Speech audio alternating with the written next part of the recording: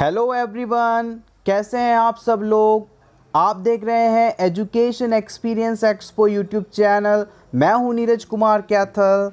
आज हम बात करेंगे कार्डियोवैस्कुलर सिस्टम की।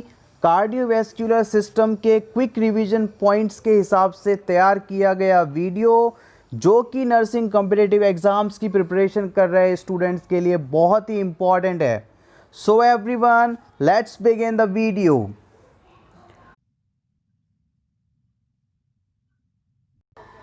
Let's first talk about the heart. Heart is a closed fist-shaped structure. It is a hollow muscular organ situated in mediastinum. Heart एक closed feast structure है, यानी बंद मुट्ठी के समान संरचना है। यह एक हॉलो मस्कुलर ऑर्गन भी है जो कि मीडियास्टिनम में मौजूद रहता है। मीडियास्टिनम का मतलब है space between two lungs. Heart के साइज़ की बात करें तो ये लगभग 12 सेंटीमीटर लंबा, 8 सेंटीमीटर चौड़ा और 6 सेंटीमीटर मोटाई में होता है। Heart is a first functional organ to develop in embryonic life. Embryonic life के दौरान हमारे शरीर का सबसे पहले डेवलप होने वाला, फंक्शन करने वाला ऑर्गन हार्ट ही है। First heart beat at 3 weeks approximately 21 days. हमारे हार्ट में हार्ट बीट 3 सप्ताह की गेस्टेशनल एज पर शुरू हो जाती है। आइए अब बात करते हैं हार्ट को कवर करने वाली लेयर्स के बारे में। हार्ट 3 लेयर्स द्वारा कवर्ड रहता है। सबसे बाहर वाली जो लेयर होती है उसे हम पेरिकार्डियम कहते हैं। Pericardium is the outer most layer of heart. उसके नीचे मायोकार्डियम लेयर पाई जाती है। It is responsible for hearts pumping action. Heart के पंपिंग एक्शन के लिए मायोकार्डियम लेयर रिस्पॉन्सिबल है। इनर लेयर जो होती है उसे हम एंडोकार्डियम के नाम से जानते हैं। नेक्स्ट हम बात करते हैं चैम्बर्स ऑफ हार्ट के बारे में। हार्ट में कुल 4 चैम्बर्स पाए जाते हैं। 2 अपर चैम्बर्स जिन्हें एट्रियम के नाम से जानते हैं, राइट और left atrium. 2 lower chambers right और लेफ़्ट, जिसे हम वेंट्रिकल्स के नाम से जानते हैं। इसके बाद बात करते हैं हार्ट वॉल्व्स के बारे में। हार्ट वॉल्व या कपाट जिन्हें हिंदी में कहा जाता है, हार्ट में कुल 4 प्रकार के वॉल्व्स पाए जाते हैं। 2 एट्रियोवेंट्रिकुलर टाइप के वॉल्व्स और 2 semi lunar valves.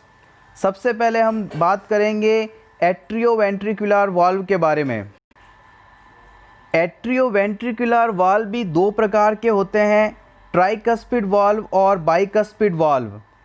Tricuspid valve is the valve present between right atrium and right ventricle of heart. Heart के राइट एट्रियम और राइट वेंट्रिकल के बीच पाए जाने वाले वाल्व को ट्राइकस्पिड वाल्व कहते हैं। बाइकस्पिड वाल्व नेक्स्ट टाइप है।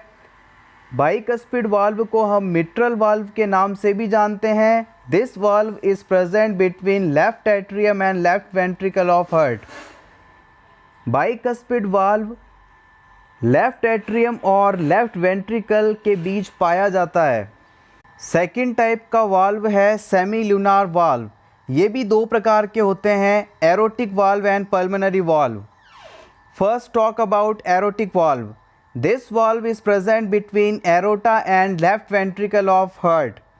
Aortic valve left ventricle of heart और aorta, great aorta के बीच पाया जाता है। Pulmonary valve, this valve is present between the pulmonary artery and right ventricle. Pulmonary valve pulmonary artery और right ventricle के बीच पाया जाता है।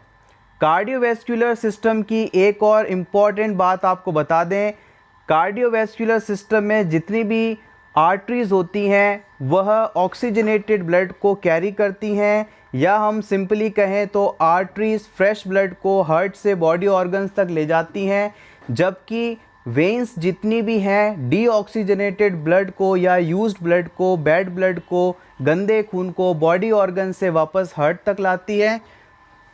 एक इम्पॉर्टेंट पॉइंट को याद रखिएगा, पल्मोनरी आर्टरी और पल्मोनरी वेन दोनों ही सभी आर्टरीज और वेन में एब्सेक्शन हैं, अपवाद स्वरूप काम करती हैं। सभी आर्टरीज को जैसा हमने बताया कि फ्रेश ब्लड कैरी करती हैं, जबकि हमारे बॉडी की pulmonary artery deoxygenated blood carry करने का काम करती है। वहीं सारी वेन्स डीऑक्सीजनेटेड ब्लड कैरी करती हैं, pulmonary vein oxygenated blood carry करती है। अब हम बात करते हैं कंडक्शन सिस्टम की। कंडक्शन सिस्टम में सबसे इम्पॉर्टेंट स्ट्रक्चर है ऐसे नोड, जिसे हम साइनोएट्रियल नोड के नाम से भी जानते हैं। This structure is situated in right atrium near the opening of superior vena cava. Sinoatrial node यह structure specialised cardiac tissue, cardiac muscle tissue से बनी स्ट्रक्चर होती है, जो कि राइट एट्रियम में नियर सुपीरियर वेना कावा पाई जाती है।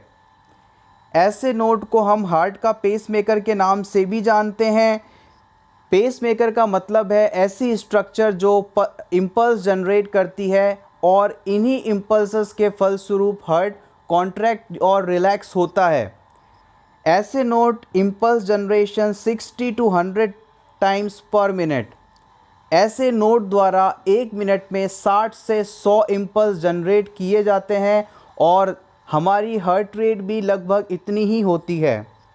कंडक्शन सिस्टम का मतलब है ऐसे नोड से इम्पल्स जनरेट हुआ और लास्ट में पुरकिंजे फाइबर्स पर एंड हुआ।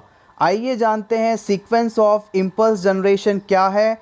ऐसे नोड से AV node, then bundle of his, then Purkinje fibres. Next हम बात करेंगे हार्ट साउंड के बारे में। हमारे हार्ट में टोटल 4 प्रकार के साउंड्स प्रोड्यूस होते हैं, S1, S2, S3 and S4।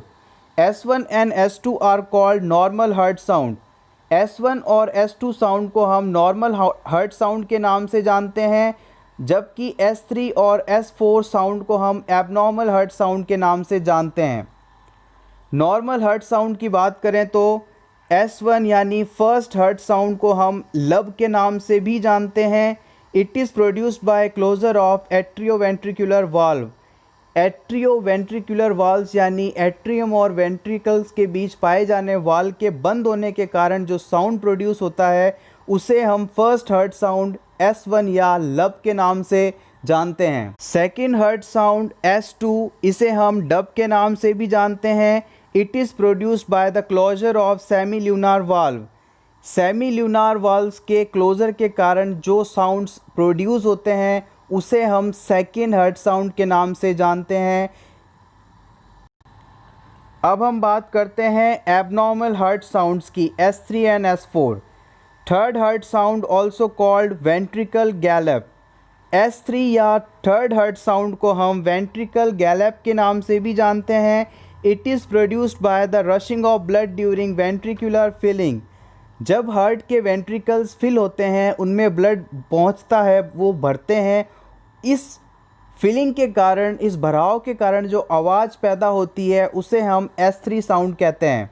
यह एबनॉर्मल साउंड्स होते हैं। लास्ट है S4 या फोर्थ हार्ट साउंड, जिसे हम एट्रियल गैलप के नाम से भी जानते हैं। This sound is Audible only in pathological condition. यदि किसी व्यक्ति में कोई पैथोलॉजिकल कंडीशन मौजूद है तभी हम इस साउंड को डिटेक्ट कर पाते हैं। Normal cardiac cycle duration. एक नॉर्मल कार्डियक साइकिल की ड्यूरेशन 0.8 सेकेंड्स की होती है। नॉर्मल कार्डियक आउटपुट होता है लगभग 5000 ml। कार्डियक आउटपुट को कैलकुलेट करने के लिए हार्ट रेट को मल्टीप्लाई किया जाता है स्ट्रोक वॉल्यूम से। सो एवरीवन, ये था हमारा आज का वीडियो कार्डियोवैस्कुलर सिस्टम के कुछ revision, important quick revision points. अगर आपको ये वीडियो अच्छा लगा हो तो प्लीज़ इसे लाइक करें। इसी तरह के और वीडियोस देखने के लिए एजुकेशन एक्सपीरियंस एक्सपो चैनल को सब्सक्राइब करें। Thanks for watching, all the best.